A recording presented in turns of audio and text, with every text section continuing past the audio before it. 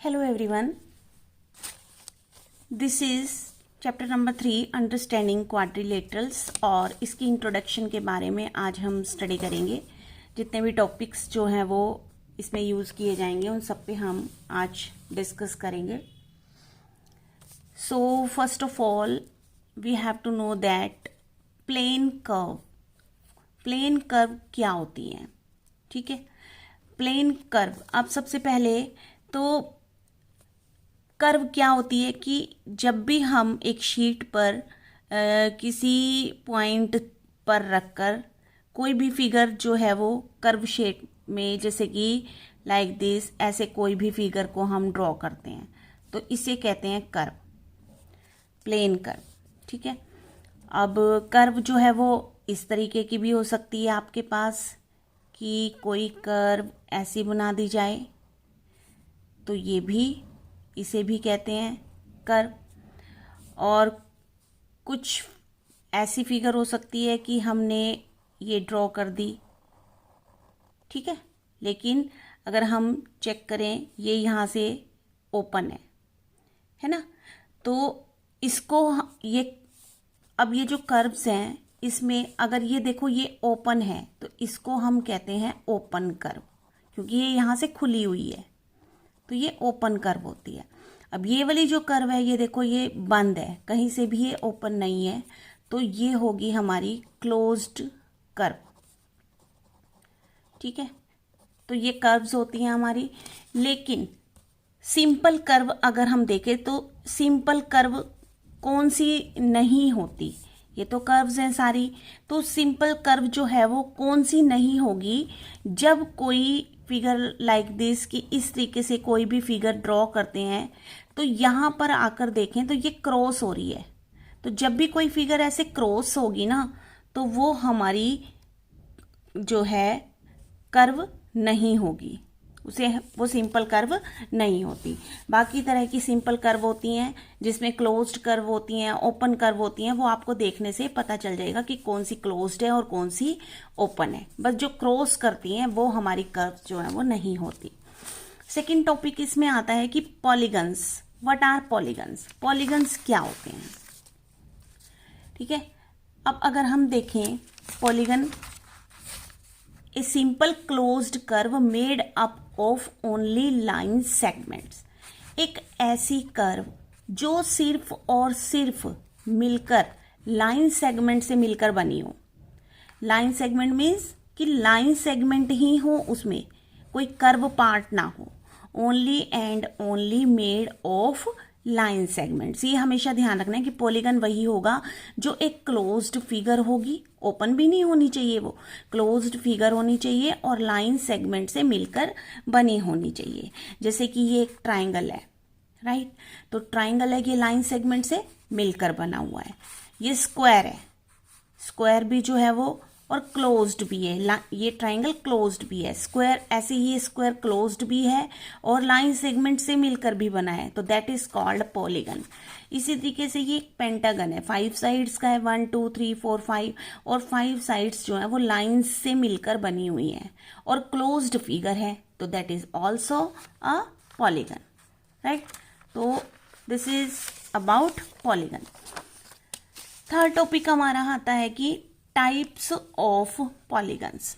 अब types of polygons में देखते हैं कि कितनी तरीके के पॉलीगन्स होते हैं। तो पॉलीगन्स बेसिकली 4 टाइप्स के होते हैं। तो पहले ये 2 टाइप्स, उसके बाद नेक्स्ट 2 टाइप्स देखते हैं। तो ये पहले 2 टाइप्स देख लेते हैं। सबसे पहला है कन्वेक्स पॉलीगन। अब convex polygon, what are convex polygon? ये हमने फिगर ड्रॉ की। अब कन्वेक्स पॉलीगन होगा जिसमें all angles are less than 180 degree. ऐसी फिगर जिसके जो एंगल्स हैं वो 180 डिग्री से कम है। देखो ये इसमें ये वाला एंगल है, ये 180 से कम है, ये भी एंगल 180 से कम है, ये भी एंगल 180 से कम है और ये भी एंगल 180 से कम है। तो जिस फिगर के एंगल्स जो हैं 180 डिग्री से कम है तो उसको हम कहते हैं convex polygon. In other words we can say that if diagonals of this, अब ये देखो इसके अगर हम डायगोनल्स चेक करते हैं तो ये डायगोनल्स जो हैं ये इसके अंदर की तरफ जो है वो डायगोनल्स बन रहे हैं, अंदर बन रहे हैं, इस फिगर के अंदर डायगोनल्स बन रहे हैं। तो in other words we can say that if the diagonals line interior part of the figure that is called the convex polygon, right. उसके बाद सेकेंड आता है हमारा कनकेव पॉलीगन। अब what are concave polygons? Concave polygons वो polygon होते हैं जिनमें at least one angle is greater than 180 degree, जिसमें कम से कम एक एंगल जो होगा वो 180 डिग्री से ज्यादा होगा, करेक्ट। अब अगर हम इस फिगर को चेक करें तो अब हमें इसमें ये चेक करना है कि क्या कोई एंगल 180 डिग्री से ज्यादा है। तो चेक करते हैं कौन सा एंगल ग्रेटर एंगल है। तो ये एंगल तो 180 से कम है, ये एंगल भी 180 से कम है क्योंकि 90 डिग्री का है तो 180 से कम है, और ये एंगल भी 180 से कम है, ये भी लेस देन 180 है ये वाला एंगल। अब अगर हम इस एंगल पे गौर करें, ये वाला जो एंगल है, देखो जब भी दो पॉइंट्स मिलते हैं तो वहां पर एक एंगल बन जाता है ना। तो अब अगर हम इसका ये अंदर वाला एंगल चेक करें तो ये देखो, ये अंदर वाला जो एंगल है ये हमारा एंगल 180 से ज्यादा है। तो 180 से ज्यादा वाले एंगल को हम क्या कहते हैं? रिफ्लेक्स एंगल कहते हैं। और रिफ्लेक्स एंगल हमेशा बाहर की तरफ बनता है। जैसे कि ये दो पॉइंट्स मिले तो यहाँ पे ये बाहर की तरफ एंगल बनता है तो ये 180 डिग्री से ज्यादा एंगल है। इसका मतलब ये हमारा कनकेव पॉलीगन है। कनकेव, केव मीन्स होती है गुफा, ठीक ना, इसमें केव आ रहा है। केव मीन्स क्या होता है? गुफा होती है। अब देखो यहाँ पे ये गुफा की तरह बना हुआ है, तो इसका मतलब ये एक कनकेव पॉलीगन है ना। तो in other words, if any diagonal lie in the exterior part, इसमें तो इंटीरियर पार्ट में जो है डायगोनल्स पढ़ रहे थे, लेकिन अगर कोई डायगोनल बाहर की तरफ हमारा पढ़ रहा है तो अगर हम ये देखें, ये कॉर्नर है और ये कॉर्नर है, तो यहां से अगर हम इसे मिला दें तो ये हमारा डायगोनल हो गया। तो ये डायगोनल बाहर की फिगर से बाहर की तरफ बन रहा है। तो अगर ये बाहर की तरफ बन रहा है तो दैट मीन्स ये एक कनकेव पॉलीगन है। ओके, नेक्स्ट टॉपिक है हमारा, ये दो तरीके के पॉलीगन्स। अब थर्ड होता है रेगुलर पॉलीगन। रेगुलर के नाम से ही पता चलता है, रेगुलर मीन्स जिनकी साइड्स और एंगल्स एक जैसे होंगे, जिनकी साइड्स इक्वल होंगी और एंगल्स भी इक्वल होंगे। और इर्रेगुलर पॉलीगन, जिनकी साइड्स और एंगल इक्वल नहीं होंगे। रेगुलर मीन्स तो all angles and all sides equal. और उसका सबसे अच्छा एग्जाम्पल क्या होता है? Equilateral triangle.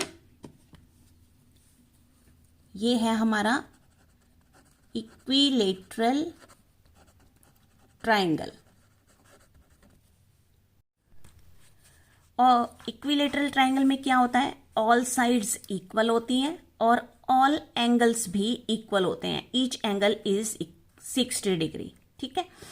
और यहां पर जो हमारा स्क्वायर है, स्क्वायर की भी ऑल साइड्स क्या होती हैं? इक्वल होती हैं और ऑल एंगल्स भी इक्वल होते हैं। सारे एंगल्स स्क्वायर के कितने कितने डिग्री के होते हैं? 90 डिग्री के होते हैं और ऑल साइड्स इक्वल होती हैं। अब ऐसा नहीं है कि यही रेगुलर पॉलीगन है। रेगुलर पॉलीगन 4 साइड्स का भी हो सकता है, 5 साइड्स का भी होता है, 6 साइड्स का भी हो सकता है। तो कितनी मर्जी साइड्स का होता है। लेट्स सपोज कि कोई पॉलीगन है जो कि 6 साइड्स का है। अब 6 साइड्स के पॉलीगन को हम क्या कहते हैं? हेक्सागन कहते हैं। अब ये रेगुलर पॉलीगन है, तो रेगुलर पॉलीगन है तो इसकी ऑल साइड्स जो हैं वो इक्वल होंगी, और अगर ऑल साइड्स इक्वल हैं तो ऑल एंगल्स भी इसके इक्वल होंगे, ठीक है। तो ये हो गया हमारा रेगुलर हेक्सागन। तो इसी तरीके से जब किसी भी फिगर के ऑल साइड्स इक्वल होती हैं, ऑल एंगल्स इक्वल होते हैं, तो वो रेगुलर पॉलीगन कहा जाता है। और इर्रेगुलर पॉलीगन कौन से होते हैं? जब ये क्वालिटीज इसमें नहीं है, मतलब कि ऑल एंगल्स और ऑल साइड्स इक्वल नहीं है। तो अब अगर ये फिगर देखें तो इसमें साइड्स और एंगल्स इक्वल नहीं है, तो इसका मतलब ये कौन सा पॉलीगन है? इर्रेगुलर पॉलीगन है। करेक्ट। उसके बाद नेक्स्ट टॉपिक हमारा आता है कि the sum of the measures of the external angles of any polygon is 360 degree. अब लेट्स सपोज कि ये एक ट्राइंगल है, ठीक है। अब एंगल सम प्रॉपर्टी क्या होती है? जब इसके अंदर के एंगल का सम, ये एंगल 1 है, एंगल 2 है, ये एंगल 3 है, अंदर हैं, ये इस फिगर के अंदर एंगल हैं, यानी इंटीरियर एंगल्स हैं। जब इंटीरियर एंगल का सम जो है 180 डिग्री होता है तो वो एंगल सम प्रॉपर्टी होती है।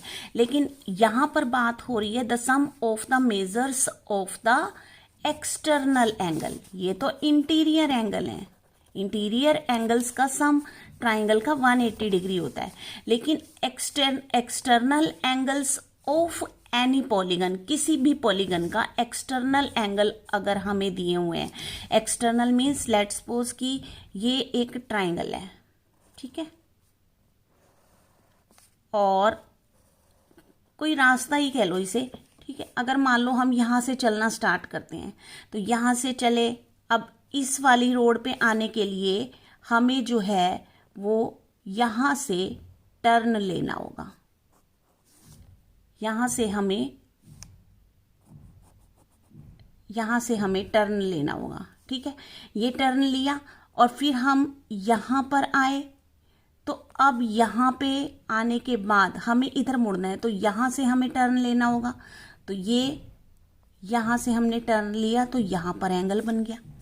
अब यहाँ से जब हम चले, यहाँ पहुँचे, तो अब यहाँ पहुँचे तो इधर जाने के लिए हमें क्या करना होगा? यहाँ से टर्न लेना होगा, है ना।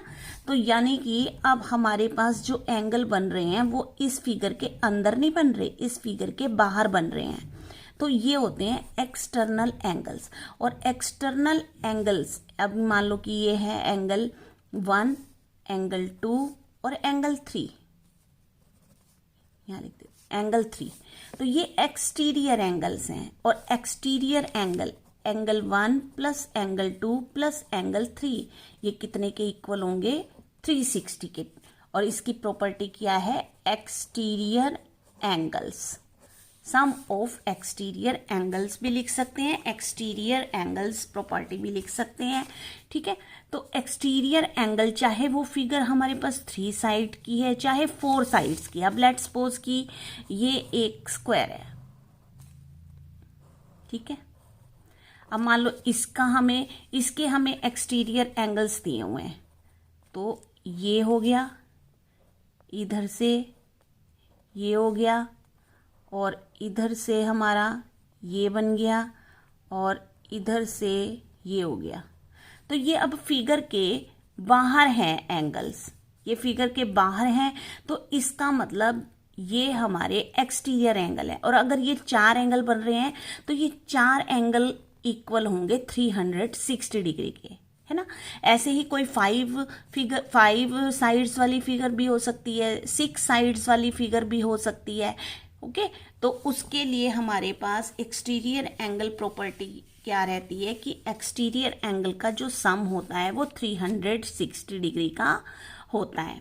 और ये जो प्रॉपर्टी है ये हमारी रेगुलर फिगर्स में यूज होती है, इर्रेगुलर में ये यूज नहीं होगी, रेगुलर फिगर्स में ये यूज होगी। रेगुलर फिगर्स अब आपको पता ही चल गए जिसकी ऑल साइड्स इक्वल होती हैं, ऑल साइड्स जो हैं वो ऑल एंगल्स भी इक्वल होते हैं, ठीक है। उसके बाद अब हमारे पास आती है exterior angle of a regular polygon. अब अगर हमें एक रेगुलर पॉलीगन दिया गया है, उसका हमें एक्सटीरियर एंगल निकालना है और उसकी हमें नंबर ऑफ साइड्स दी हुई हैं, नंबर ऑफ साइड्स जब हमें रेगुलर पॉलीगन की दी हुई हैं तो हम एक्सटीरियर एंगल कैसे निकालेंगे?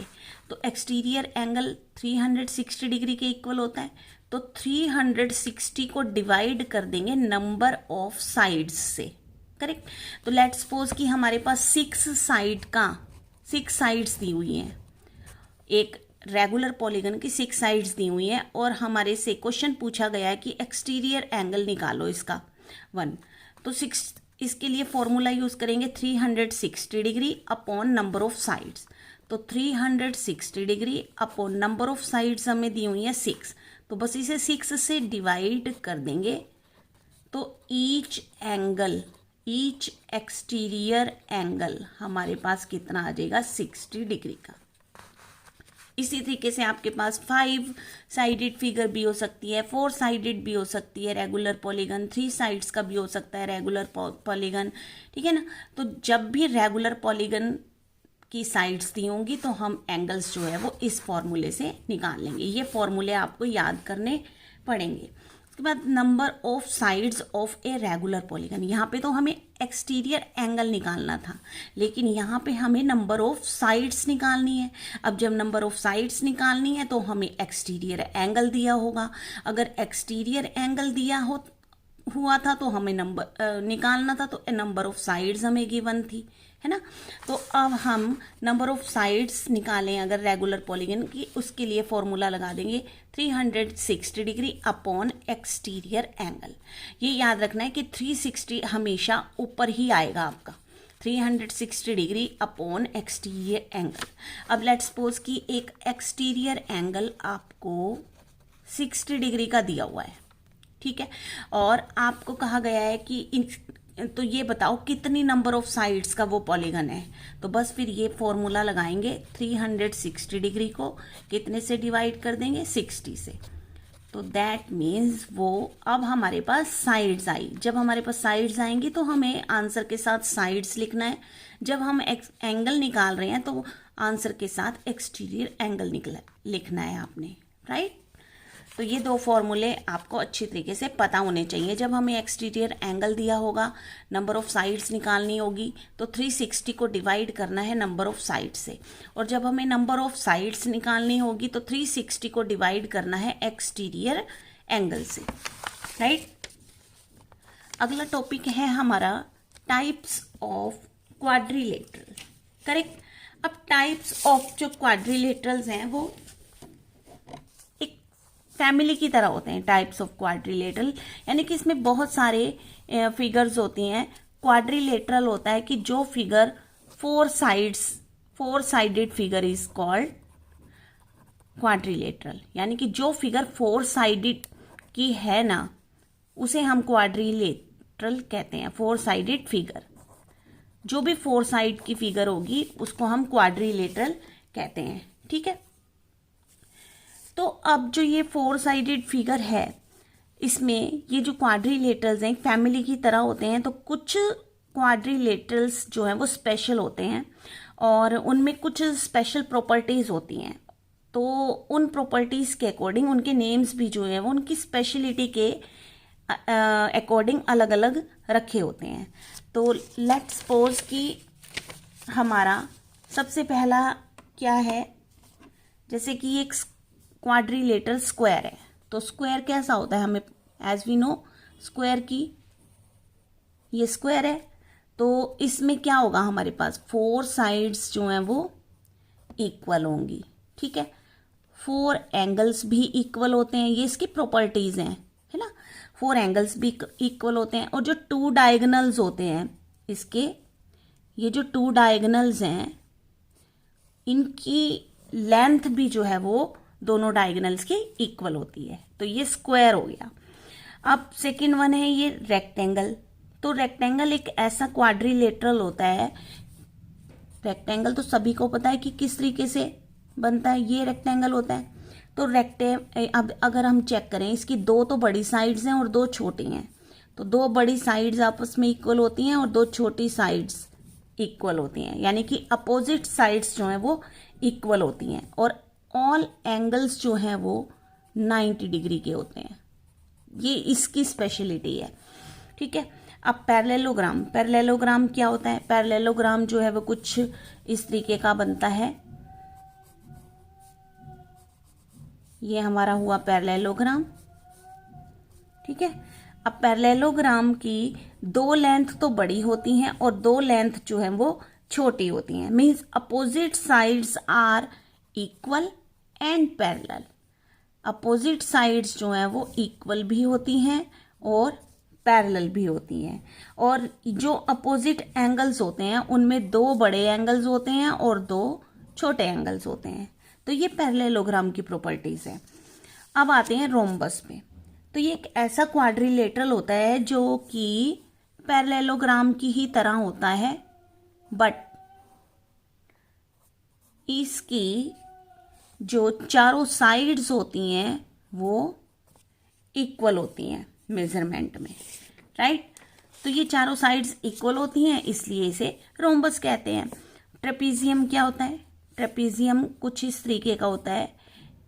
ये ट्रेपीजियम है। अब अगर हम इसे ध्यान से देखें तो ट्रेपीजियम में ये जो दो साइड्स हैं ये हमारी पैरेलल हैं, ठीक है। लेकिन ये जो साइड्स हैं ये हमारी नॉन पैरेलल हैं। तो इसका कहने का मतलब क्या हुआ कि ट्रेपीजियम में वन पेयर ऑफ साइड्स जो हैं वो पैरेलल होता है और दूसरा पेयर जो है वो साइड्स का वो नॉन पैरेलल होता है, राइट। अब ये तो काइट एक ऐसा क्वाड्रिलेटरल है जिसकी जो साथ में साइड्स होती हैं, यानी कि ये जो दो साइड्स हैं ये इक्वल होती हैं, ये छोटी होती हैं और जो अगली दो साइड्स हैं वो इसकी बड़ी होती हैं, ठीक है। ये दो साइड एक जैसी और ये दो साइड एक जैसी, तो ये काइट की तरह होता है, ठीक है। तो अभी तो हमने ये क्वाड्रिलेटरल्स के बारे में इसमें डिस्कस किया है इन शॉर्ट, लेकिन ब्रीफ में डिस्कस करेंगे जब हम एक्सरसाइज 3.3 और 3.4 करेंगे, क्योंकि इन प्रॉपर्टीज की जो जरूरत है वो हमें 3.3 और एक्सरसाइज 3.4 में ही होगी। ओके, सो इस वीडियो में हमने वो सारे टॉपिक्स